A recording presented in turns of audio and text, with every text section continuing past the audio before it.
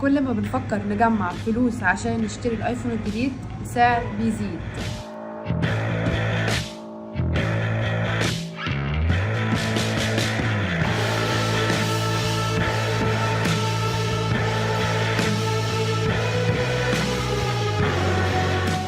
فروع أسامة سلامة عاملة عروض جامدة جدا على أسعار الايفون الكسر زيرو.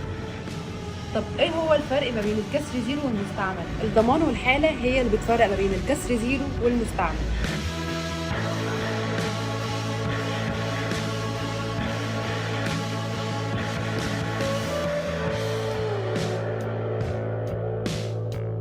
في الفروع هنا بيقدموا لك مع حالات الكسر زيرو ضمان الوكيل وأسامة سلامة، أما بالنسبة لحالات الكسر زيرو فهي زي الجديد طبق الأصل، وكل ده حصريا في فروع أسامة سلامة.